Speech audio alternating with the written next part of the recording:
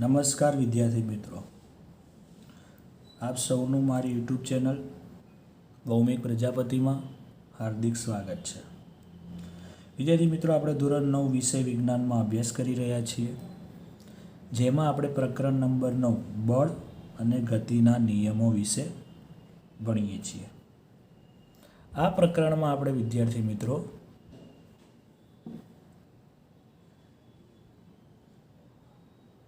આગળ 3 ભાગ આવી ચૂક્યા, જેમાં છેલ્લે આપણે ભણ્યા હતા ન્યૂટનની ગતિનો બીજો નિયમ અને એના ઉપરથી બળનું સૂત્ર મેળવ્યું હતું।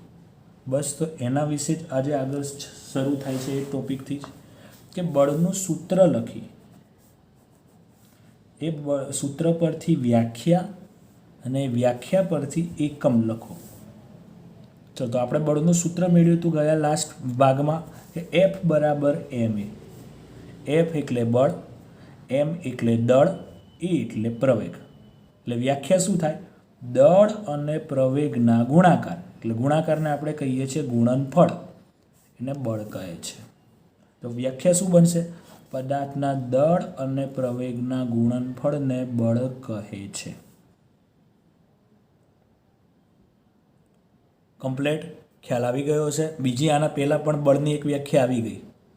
એ વ્યાખ્યા એવી હતી કે જે બાહ્ય અસર વડે પદાર્થની સ્થિર અવસ્થા અને ગતિમાન અવસ્થામાં ફેરફાર થાય તે અસરને બળ કહે છે। બીજી આ વ્યાખ્યા છે વિદ્યાર્થી મિત્રો, બરોબર છે? ચલો, હવે આનો એકમ બનાવીએ। એનું પહેલાં એસઆઈ એકમ જોઈએ। એનો એસઆઈ એકમ છે દળ। દળ એટલે વજન, વજનનો એકમ આવે કિલોગ્રામ ઇન્ટુ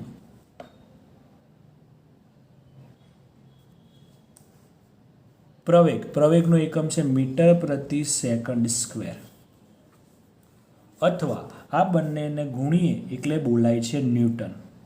એટલે કે બળનો એકમ બે થયા, કિલોગ્રામ મીટર પ્રતિ સેકન્ડ સ્ક્વેર અને બીજો છે ન્યૂટન। હવે ન્યૂટન નામના વૈજ્ઞાનિકની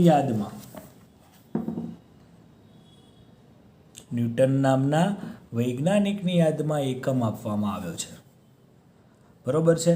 તો એનો મતલબ કે આ બંને કેવા કહેવાય? સરખા। આ પણ બળનો એકમ કહેવાય, આ પણ બળનો એકમ કહેવાય। એટલે બંનેને આપણે સરખાવીએ તો અહીંયા આપણે સરખાવ્યું છે। હવે એના ઉપરથી એવું પૂછાય ન્યૂટન એટલે શું? તો એના પરથી પૂછાય ન્યૂટન એટલે શું? તો બધાને એક આને પણ 1 કિલો કરી દેવાનું, આને પણ 1 કહી દેવાનું, આને પણ 1 કહી દેવાનું, અને એ પ્રમાણે આપણે વ્યાખ્યા લખવાની કે 1 કિલોગ્રામ, 1 કિલોગ્રામ એ શું છે? અહીંયા દળ। એટલે કે 1 કિલોગ્રામ દળવાળા પદાર્થ પર 1 મીટર પ્રતિ સેકન્ડ સ્ક્વેર જેટલો પ્રવેગ ઉદ્ભવે। તમે 1 કિલોગ્રામ વજનવાળો પદાર્થ હોય અને એમાં તમે ધક્કો મારો અને 1 મીટર પ્રતિ સેકન્ડ સ્ક્વેર જેટલો પ્રવેગ ઉદ્ભવે તો તમારું લગાવેલું બળ 1 ન્યૂટન છે તેમ કહેવાય। ખ્યાલ આવી ગયો હશે?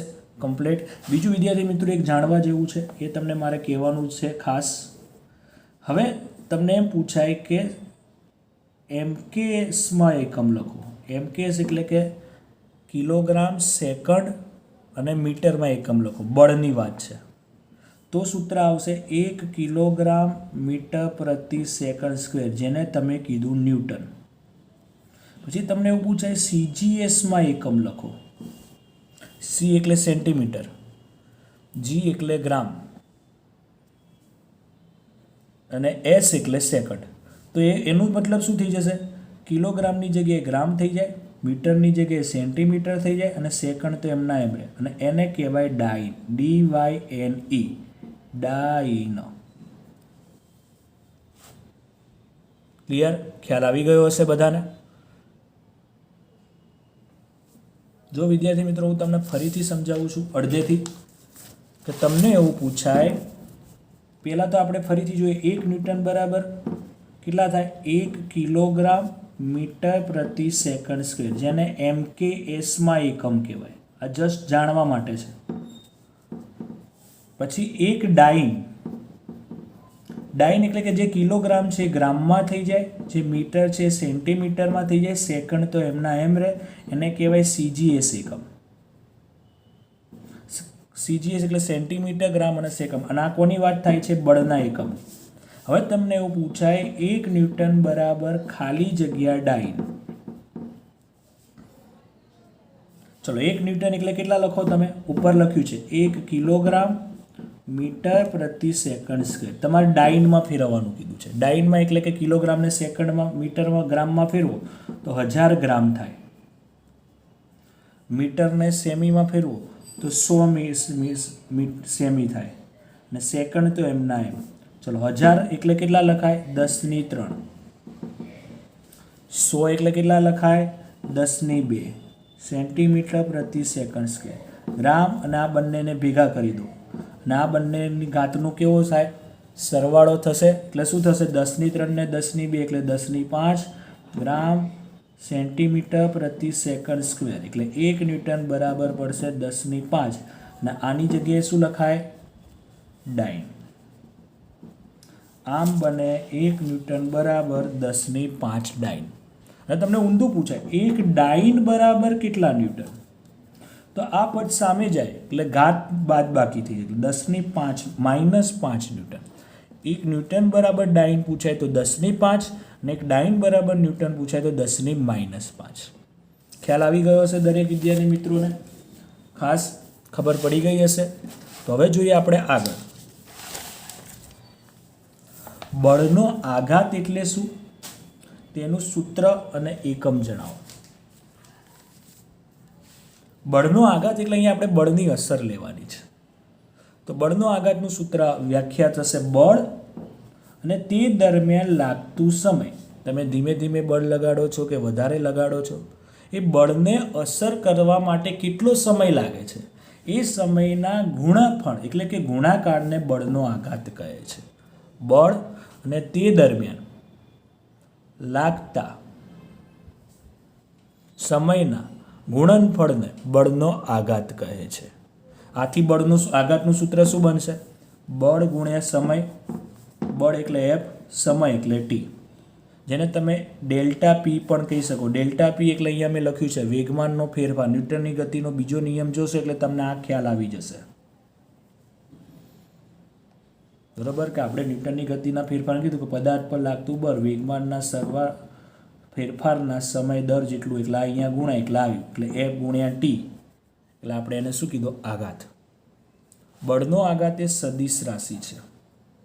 તેનો એકમ કિલોગ્રામ મીટર પ્રતિ સેકન્ડ અથવા આગળ F છે, F એટલે એનો એકમ ન્યૂટન આવે, સમય છે એટલે એનો એકમ સેકન્ડ આવે. બીજી વસ્તુ, આ એકમ જેવો જ બીજો એકમ આવે તો વેગમાનમાં, એટલે કે વેગમાનનો એકમ અને બળના આઘાતનો એકમ સમાન. એ યાદ રાખજો. મેં આગળ તમને મિસ્ટેક રહી જ ગઈ છે વેગમાનમાં.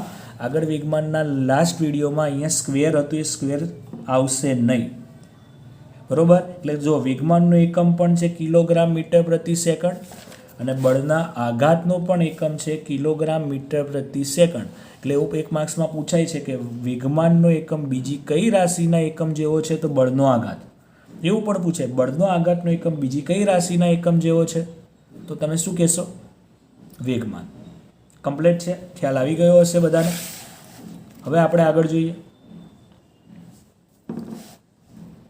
કે પદાર્થ પર લાગતું બળ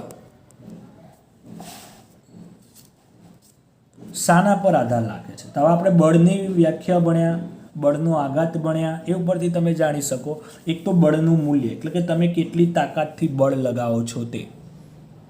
બીજું છે બળ કેટલા સમય સુધી લાગે તે. તમે કોઈ સાયકલ, કોઈ ગાડી છે 4 વ્હીલ, એને ધક્કો મારવો પડ્યો, તમે એ 4 વ્હીલને 2 મિનિટ સુધી ધક્કો માર્યો અને બીજી 4 વ્હીલને તમે 10 મિનિટ સુધી ધક્કો માર્યો, તો બંનેમાંથી અસર શેમાં વધારે દેખાશે?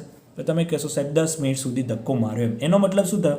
તમે કેટલા સમય સુધી બળ લગાડ્યું એના ઉપર પણ આધાર રાખે. અને બીજી બળની દિશા, તમે કઈ દિશામાં ધક્કો લગાવો છો? જે દિશામાં જવું છે એ જ દિશામાં તમે બળ લગાવશો તો તમને ફાયદો થશે. પાણી વહેતું હોય અને એ જ દિશામાં તમે હોડી ચલાવો તો તમારી હોડીની સ્પીડ વધે. પાણી સામે આવતું હોય તમે એની વિરુદ્ધ દિશામાં હોડી લગાવશો તો તમારી બળની તાકાત કેવી થઈ જશે? ઓછી. બસ ત્યાં એની વાત છે. એટલે 3 વસ્તુ ઉપર આધાર રાખે છે: બળ મૂલ્ય ઉપર, કેટલા સમય સુધી લાગે છે તેના પર, અને બળની દિશા પર. કમ્પ્લીટ છે. ચલો હવે પ્રશ્ન છે ખાસ સમજવા જેવો. ન્યૂટનની ગતિનો ત્રીજો નિયમ લખી ઉદાહરણ આપી સમજાવો. ન્યૂટનની ગતિનો ત્રીજો નિયમ સમજવા મેળવવા માટે તમને એક સામાન્ય ઉદાહરણ આપું કે તમે એક દડી લીધી અથવા દડો લીધો, તમે તમારી ઘરની દિવાલ ઉપર ફેંકો તો શું થાય છે? દિવાલને અથડાઈને પાછો આવે છે. તો તમે તો દિવાલ તરફ દડી ફેંકી એટલે તમે તો બળ લગાડ્યું ને દિવાલને અથડાઈને પાછું આવે છે. એનો મતલબ કે દિવાલ પણ દડા ઉપર શું કરતું હશે? બળ લગાડતું હશે. એટલે વસ્તુ હંમેશા યાદ રાખવાની કે આગળ પણ આપણે કહી ચૂક્યું કે દુનિયામાં ક્યાંય બળ એકલું ના હોય, બે બળ હોય જ. તમે કોઈ પણ વસ્તુ ખસેડો છો તો જમીન ઘર્ષણ બળ લગાડે છે, તમારું બળ અને જમીનનું ઘર્ષણ બળ. એમ અહીં પણ એ જ કીધું છે કે તમે જે બળ લગાડો એને ક્રિયા બળ કહેવાય, સામે જે બળ આવે પ્રતિક્રિયા બળ કહેવાય. તમે તમારા કોઈ મિત્રને મારો સામે મજાકમાં તો એ સામે તમને મારવા જશે જ. કેમ? તમે કર્યું એ ક્રિયાબળ, સામે કર્યું એ પ્રતિક્રિયાબળ. તમે કોઈ દડો જમીન ઉપર ફેંક્યો તો જમીને સામે એને અસર કરી જ, અથડાઈને ટપ્પી થાય છે. એટલે કે તમે જે બળ કરો છો સામે બીજું બળ આવે એટલે જે દડો અથડાઈને શું કહે છે? તમારી પાસે આવે છે. એટલે હંમેશા બે બળ હોય. એટલે અહીંયા વ્યાખ્યા આપી ક્રિયાબળ અને પ્રતિક્રિયાબળ સરખા મૂલ્ય. તમે દડો ધીમે નાખશો તો ધીમે અથડાઈને પાછો આવશે, ફાસ્ટ નાખશો તો ફાસ્ટ અથડાઈને પાછો આવશે. એ તો માર્ક કરેલું જ છે. અને પરસ્પર વિરુદ્ધ દિશામાં સામ સામે જ બળ લાગે છે. દડો દિવાલને અથડાઈને કઈ વિરુદ્ધ દિશામાં જ આપણે એટલે આપણી જ પાસે આવે છે, બીજી કોઈ દિશામાં જતો નથી. બરોબર છે? એટલે નિયમ એવો બને કે ક્રિયાબળ અને પ્રતિક્રિયાબળ સમાન તથા પરસ્પર વિરુદ્ધ દિશામાં હોય છે, અથવા આઘાત, ક્રિયાબળનું બીજું નામ આઘાત, પ્રત્યાઘાત એટલે પ્રતિક્રિયાનું નામ થાય પ્રત્યાઘાત બળ, સમાન અને પરસ્પર વિરુદ્ધ દિશામાં હોય છે. એટલે અહીંયા મેં આકૃતિ દોરી છે. ધારો કે એક દડો આમ આવે છે અને બીજો દડો આમ આવે છે, બંને દડા અથડાયા. તો બે દડા અથડાયા એટલે આ દડો એ આની ઉપર એ બળ કરશે અને દડો બી આની ઉપર પણ બળ કરશે. સામ સામે બળ લાગે જ. કોક વધારે હોય કોક ઓછું એ અલગ વસ્તુ છે.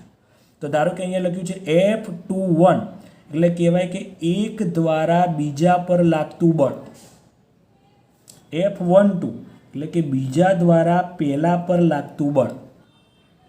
અને બંને મૂલ્ય સામ સામેના હોય એટલે કે બંને મૂલ્ય સમાન, એટલે બે બળ સમાન છે.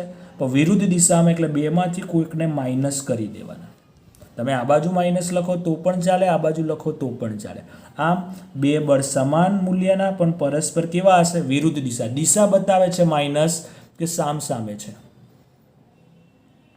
હવે આપણે આ નિયમ ક્યાં ઉપયોગ કરીએ છીએ? આપણે રોજિંદા જીવનમાં ઉપયોગ કરીએ જ છીએ, બધા જાણો જ છો. તો પણ આપણે જોઈએ, કીધું છે કે ટૂંકમાં બળો હંમેશા જોડમાં હોય. જોડ એટલે બે, એકલું બળ ક્યારેય ના હોય. એટલે કે એકલા અટુળા બળનું અસ્તિત્વ શક્ય જ નથી. હું અહીંયા જ શબ્દ લખું તો પણ વજન પડે. કોઈ બળ એકલું નથી, હંમેશા બળ જોડીમાં જ હોય છે. હવે એના ઉદાહરણ તો પેલું, તમે રસ્તા પર ચાલો છો તો તમારું પગ એ જમીન ઉપર બળ કરે છે, સામે જમીન પણ તમારા પગ ઉપર બળ કરે એટલે તમારો પગ ઉચકાય છે ને આગળ જઈ શકે છે. એટલે તમે બળ કર્યું એ ક્રિયાબળ, સામે જમીન કરે પ્રતિક્રિયાબળ. તો એ જ કીધું છે કે રસ્તા પર ચાલવું. પછી સમજાવ્યું છે કે આપણે જ્યારે રસ્તા પર ચાલીએ છીએ ત્યારે આપણે રસ્તા પર એટલે કે જમીન પર બળ લગાડીએ એ ક્રિયાબળ છે. તે જ પ્રમાણે જમીન પણ વ્યક્તિ પર બળ લગાડે પગ ઉપર, જેથી આપણે સરળતાથી ચાલી શકીએ છીએ. જમીન બળ લગાડે છે કયું છે? પ્રતિક્રિયાબળ. બીજું છે બંદૂકમાંથી ગોળી છૂટવી. જ્યારે બંદૂકમાંથી ગોળી છૂટે ત્યારે ગોળી આગળની તરફ એક બળ લગાડે જે ક્રિયાબળ છે. ગોળી સામેવાળા વ્યક્તિને લાગે છે પણ જતી વખતે બંદૂક સહેજ હલે છે. કેમ એવું? કારણ કે તે જ વખતે ગોળી બંદૂક પર તેટલું જ બળ લગાડે એટલે બંદૂક પ્રતિક્રિયા બળ અનુભવે, જેથી બંદૂક પાછળ ધકેલાઈ જાય. એટલે જ્યારે પણ કોઈ બંદૂક મારે એટલે તમારો હાથ પાછો ખલે. કેમ? ગોળી આગળ જતી વખત પાછળ ધક્કો મારીને જાય. બીજી વસ્તુ સમજો, તમે લોકોએ દોડમાં ભાગ તો લીધો જ હશે. તો દોડમાં ભાગ લીધો હોય તો દરેક વ્યક્તિ પહેલાં છે ને પાણી ઉપર ઊભા રહેશે. કેમ? પાણીથી કૂદકો વધારે લાગે એટલે જેટલો કૂદકો વધારે હશે પહેલો એટલું તમે ઝડપથી આગળ જઈ શકો. બરોબર છે, એના ઉપર છે. ત્રીજું છે ખલાસી. ખલાસી એટલે કે જે દરિયા કિનારામાં વહાણો ચલાવતા હોય. હવે જ્યારે એ વહાણ કે એ હોડી લઈને દરિયા કિનારે પહોંચે કિનારા પર, ત્યારે તે હોડીમાંથી ઉતરે છે ત્યારે હોડીને ધક્કો મારીને આવે એટલે હોડી ક્રિયાબળો લાગશે. તો સમજો કે જ્યારે ખલાસી જ્યારે હોડીમાંથી કિનારા પર આવે ત્યારે તેના દ્વારા હોડી પર બળ લાગે અને પ્રતિક્રિયા બળ છે. એ જમીન ઉપર પગ મૂકે એટલે ક્રિયાબળ, અને એના દ્વારા હોડીને ધક્કો લાગે પ્રતિક્રિયા બળ, એટલે હોડી પાછળ ધકેલાય. અને ઘણીવાર જો બેલેન્સ ના રહે તો આપણે પાણીમાં પડી જઈએ. એટલે પહેલાં એ લોકો શું કરે, જે હોડી હોય ને નદી સાથે એ કિનારામાં કોઈ ખિલ્લા સાથે બાંધી દે, પછી ઉતરે. એટલે કે જે હોડી સેજ પાણીમાં ધક્કો વાગી જતો હોય દૂર ના જાય, ને તો પાણીમાં અંદર ડૂબી જવાય. ખ્યાલ આવી ગયો હશે? કમ્પ્લીટ છે. તો આ એના ઉદાહરણ છે. ઘણા બધા ઉદાહરણ તમે તમારી જાતે પણ લખી શકો છો વિદ્યાર્થી મિત્રો. કમ્પ્લીટ છે. હવે પ્રશ્ન છે મોસ્ટ આઈએમપી પ્રશ્ન કહી શકું વિદ્યાર્થી મિત્રો, અને આ પ્રકરણનો છેલ્લો ટોપિક, વેગમાન સંરક્ષણનો નિયમ જણાવો. અહીંયા મેં પેલા આકૃતિ દોરી છે એ સમજાવું તમને. અહીંયા બે દડા છે, દડો એ અને દડો બી. આનું વજન MA કીધું છે, આનું વજન MB કીધું છે. દળ બંને એક જ દિશામાં ગતિ કરે છે. આ ભારે છે ને આ નાનો દડો છે. બીજું, આની સ્પીડ વધારે હશે અને આની સ્પીડ ઓછી હશે. U એટલે પ્રારંભિક વેગ, U એટલે પ્રારંભિક વેગ. હવે આ દડાની પાછળ આ દડો જાય. સામાન્ય સમજો કે આ સાયકલ છે અને પાછળ બાઇક છે, અને બંને એક જ દિશામાં જાય છે, અને અચાનક બંનેનું એક્સિડન્ટ થયું કે બંને એકબીજા સાથે અથડાયું. તો કોઈ પણ બે પદાર્થો અથડાય, નાનું મોટું હોય કે બે સરખા હોય કે બે નાના હોય કે બે મોટા હોય, તો બંને પદાર્થ એકબીજા ઉપર બળ લગાડે અને લગાડે જ. એટલે અહીંયા બે બળ આપે, FAB, FBA. B પર A દ્વારા લાગતું બળ, A પર B દ્વારા લાગતું બળ, બંને સામસામે જ હોય. સાયકલને પાછળ બાઇક અથડાય એટલે બાઇકે સાયકલ ઉપર બળ લગાડ્યું હશે અને સાયકલે બાઇક ઉપર બળ લગાડ્યું હશે, પણ આની સ્પીડ કેવી હતી? વધારે. આનું વજન કેવું છે? વધારે. આપણે ભણી ચૂક્યા વેગમાનમાં દળ અને વેગ ઉપર બળ વધારે આધાર રાખે. એટલે શું થશે? બાઇકવાળો સાયકલને ઘસડીને લઈ જશે, એટલે પાછું બંને એક જ દિશામાં જશે. વજન તો બંનેનું એટલું જ રહ્યું, પણ વેગ બદલાઈ જશે. અથડાયા પછી એની સ્પીડમાં શું થયો હશે? ઘટાડો. એટલે અહીંયા લખ્યું છે અથડામણ પહેલાં અને અથડામણ બાદ. અથડામણ પહેલાં આનું વેગ વધારે હશે, આનો ઓછો હશે. અથડામણ બાદ કોનો વેગ વધારે હશે, કોનો વેગ ઓછો છે, જે એની જરૂર અહીં નથી. આકૃતિ સમજી લીધું. હવે જ આકૃતિને આપણે લખ્યું છે કે ધારો કે બે પદાર્થ, જે દડા લખ્યું છે, A અને B સુરેખ માર્ગ પર ગતિ કરે છે. તેમના દળ અનુક્રમે MA અને MB છે.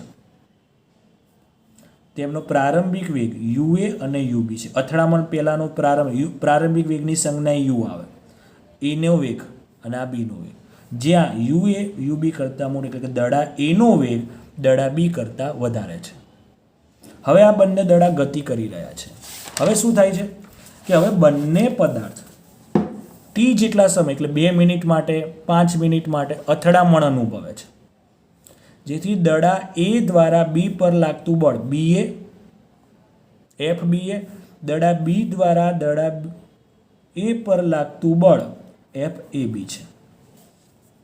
ફરીથી સમજો, A B ઉપર બળ લગાડ્યું એટલે BA કીધું છે, BA A ઉપર લગાડ્યું એને AB કીધું છે.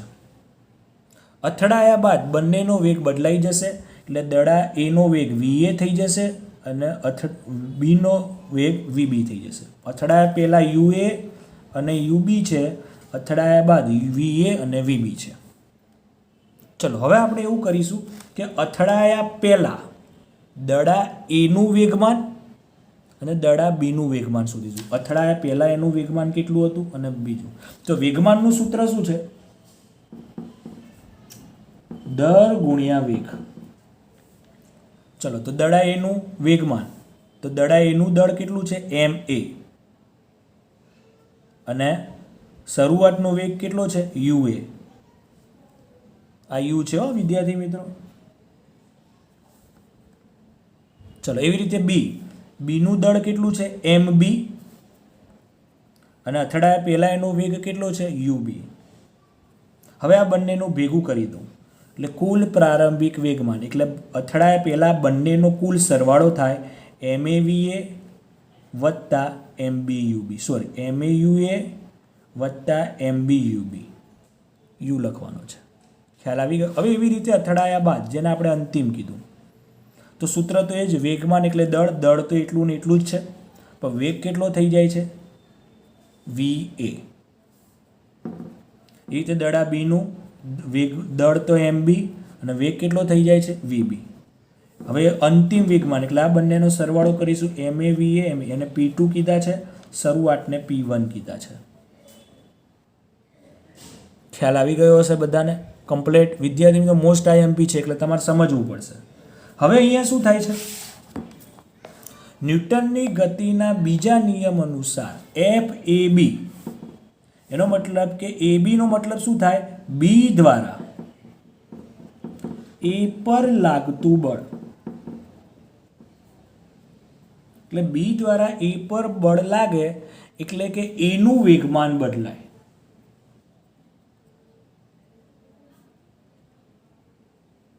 હવે ન્યૂટનની ગતિનો બીજો નિયમ શું હતો કે પદાર્થ પર લાગતું બળ એ વેગમાનના ફેરફારના સમય જેટલું હોય છે. આપણે આવું ભણી ચૂક્યા વેગમાનના ફેરફારના સમય જેટલું હોય છે. તો અહીંયા કોનું વેગમાન બદલાય છે એનું. તો ફેરફાર એટલે શું અંતિમ વેગમાન માઇનસ પ્રારંભિક વેગમાન. તો કોનો વેગમાન બદલાય એનું. તો એનું અંતિમ વેગમાન કેટલું છે MAVA એટલે જે અહીંયા લખ્યું છે માઇનસ પ્રારંભિક દડા એનું પ્રારંભિક વેગમાન શું છે MAUA અને સમય તો આપણે ટી ધારેલો જ છે એટલે છેદમાં ટી. એટલે આ એક સૂત્ર બન્યું FAB બરાબર MAVA minus MAUA upon T. એવી જ રીતે FBA એટલે શું થાય એ દ્વારા B પર લાગતું બળ એટલે કે B નું વેગમાન બદલાય. તો અહીંયા બીમાં વેગમાનના ફેરફારનું સૂત્ર શું થશે બીનો અંતિમ વેગમાન માઇનસ બીનો પ્રારંભિક વેગમાન. તો બીનો અંતિમ વેગમાન અહીંયા છે MBVB માઇનસ બીનો પ્રારંભિક ઉપર MBUB છેદમાં સમય. આ પ્રમાણે આપણે બે બળ કેટલા કેટલા છે એ શોધી લીધા. હવે ન્યૂટનની ગતિનો ત્રીજો નિયમ શું કહે છે બંને બળ સરખા FAB અને FBA સરખા પરસ્પર કેવા છે વિરુદ્ધ દિશામાં એટલે વચ્ચે માઇનસ. ચલો FAB ની કિંમત મૂકી દેવાની MAVA minus MAUA upon T minus FBA ની કિંમત મૂકી દીધી MBVB minus MBUB upon T. સામ સામે ટી ઉડી જાય તો આ વધ્યું એમના એમ. હવે આ માઇનસ અંદર ગુણા એટલે પ્લસ એ માઇનસ થઈ જશે માઇનસ એ પ્લસ થઈ જશે. ખ્યાલ આવી ગયો. હવે શું કરીશું માઇનસ વાળું પદ સામે લઈ જવાનું અને આ માઇનસ વાળું પદ આ બાજુ લાવવાનું એટલે કે MAVA એમના એમ અને આ બાજુ આવ્યું એટલે પ્લસ થઈ ગયું MBVB. આ પદ આ બાજુ લઈ લીધું એટલે MAVA પ્લસ થઈ ગયું અને આ MBVB એમના UB એમના એમ. તો આ શું મળ્યું MAVA વત્તા MBVB એ આ રહ્યું શું છે P2. આ શું છે P1. એનો મતલબ કે અથડાયા પહેલાંનો સરવાળો અને અથડાયા પછીનો સરવાળો કેવો હોય છે સરખો જેને અચળ કહેવાય. એટલે કે કુલ અંતિમ વેગમાન અને કુલ પ્રારંભિક વેગમાન સમાન હોય છે. એનો મતલબ એવો થયો કે જ્યારે બે વસ્તુ અથડાયા પહેલાં બે વસ્તુના વેગમાનનો સરવાળો કરો અથડાયા પછી બે વસ્તુના વેગમાનનો સરવાળો કરો તો જવાબ સરખો આવે. એને કહેવાય વેગમાન સંરક્ષણનો નિયમ. સંરક્ષણ એટલે અચળ. એવી રીતે ધારો કે ત્રણ વસ્તુ અથડાઈ સાયકલની પાછળ બાઇક છે અને બાઇકની પાછળ ફોર વ્હીલ છે એટલે કે ગાડી છે. તો પણ આ ત્રણેયનો અથડાયા પહેલાંનું વેગમાન અને આ ત્રણેયનું અથડાયા પછીનું વેગમાન જવાબ સરખો જ આવે એટલે જ એને કહેવાય વેગમાન સંરક્ષણનો નિયમ. તો આપણે નિયમ કેવી રીતે લખી શકીએ તો એ જોઈએ. કે આમ કહી શકાય કે બાહ્ય બળની ગેરહાજરી, અહીંયા કોઈ બહારથી બળ નહીં લાગતું, ઓટોમેટિક એક બંને અથડાય છે. એટલે કે બાહ્ય બળની ગેરહાજરીમાં બે વસ્તુઓનું અથડામણ પહેલા વેગમાનનો સરવાળો અને અથડામણ બાદ વેગમાનનો સરવાળો કેવો હોય છે? અચળ હોય છે. એટલે કે એટલો જ રહે છે, જેને વેગમાન સંરક્ષણનો નિયમ કહે છે. અથવા ચોપડીમાં બંને નિયમ લખ્યા છે, આને પણ નિયમ કહેવાય. બીજો નિયમ એવું કીધું છે કે અથડામણની ઘટનામાં બે વસ્તુઓનું કુલ વેગમાન, એટલે કે અથડામણ પહેલાં અને અથડામણ બાદ અચળ હોય છે. એટલે કુલ વેગમાન ક્યારેય બદલાતું નથી, જે વેગમાન સંરક્ષણનો નિયમ છે. બધા જ વિદ્યાર્થી મિત્રોને ખાસ ખ્યાલ આવી ગયો હશે આજના ટોપિકમાં. આ સાથે આપણે આ ચેપ્ટર પૂર્ણ થાય છે. સાથે તે દરેક વિદ્યાર્થી મિત્રોને જય હિન્દ, જય ભારત.